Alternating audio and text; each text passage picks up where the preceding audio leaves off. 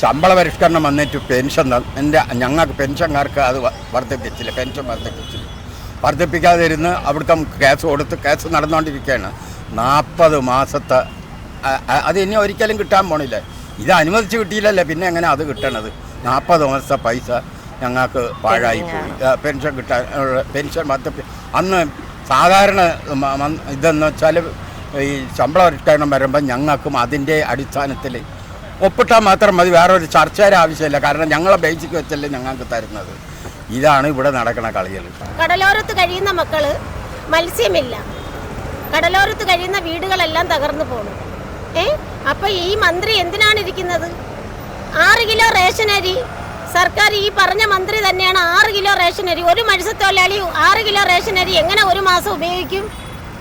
എങ്ങനെ ഉപയോഗിക്കും? പട്ടിണി പാവങ്ങൾ എങ്ങനെ? മത്സ്യം കടലിൽ മത്സ്യമല്ല, കരയിൽ വീടില്ല, ജനങ്ങളെല്ലാം ഒഴുകി വെള്ളത്തിൽ പോകുകയാണ്. ഈ മന്ത്രി ഭരിച്ചിട്ട് എന്തിനാണ് നേട്ടം? ഒരു നേട്ടവും ഇല്ല. അവരുടെ കുടുംബവും അവരുടെ ഇതുമാണ് അവർ നേതൃത്വം വഹിച്ചുകൊണ്ട് പോണത്. 1000 രൂപ സൗജന്യ മത്സ്യത്തൊഴിലാളിക്ക് ഇത് വെച്ച് എന്ത് നേടാനാ? ഞങ്ങൾ 1000 രൂപ കൊണ്ട് ഞങ്ങൾക്ക് എന്ത് നേടാനാ? ഒരു വർഷം കൊണ്ട്, ഒരു മാസം കൊണ്ട് 6 കിലോ അരി ഞങ്ങൾക്ക് പറ്റുമോ? ഒരാഴ്ചത്തേക്ക് ഒരു കുടുംബത്തിന് 4 കുടുംബം ഉണ്ടെങ്കിൽ ആ 6 കിലോ അരി ഒരു ദിവസം ചിലവാകും. റേഷൻ അരിയാണ് അത്. ഈ മന്ത്രിയോ പിന്നെ ഗഡ് വെയിറ്റോ എല്ലാം വന്നു കഴിഞ്ഞാൽ നമുക്ക് ജീവിക്കാനൊന്നും പറ്റത്തില്ല. മത്സ്യത്തൊഴിലാളി മക്കളെ വീടുകൾ നഷ്ടപ്പെട്ട് കടലോര പ്രദേശങ്ങളിൽ 4000, 6000 രൂപ വാടകയ്ക്കാണ്. ചേച്ചി 15 വർഷം കൊണ്ട് വെള്ളം ചോരുന്ന വീട്ടിലാണ് 4000 രൂപ വാടക കൊടുത്ത് മോസിന്റെ വീട്ടിലാണ് ചേച്ചി താമസിക്കുന്നത്.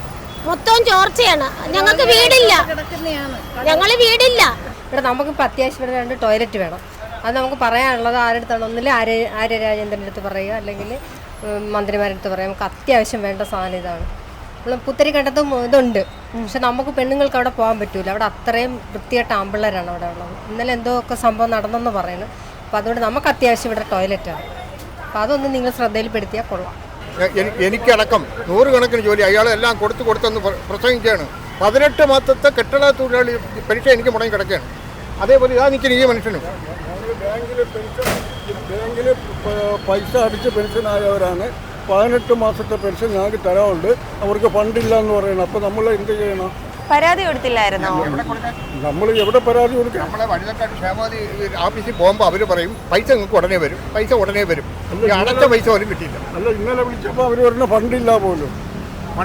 എല്ലാത്തിനും പൈസ ഉണ്ടല്ലോ. ഇതിന്റെ വക മാറ്റി ചെലവാക്കി മുഖ്യമന്ത്രി.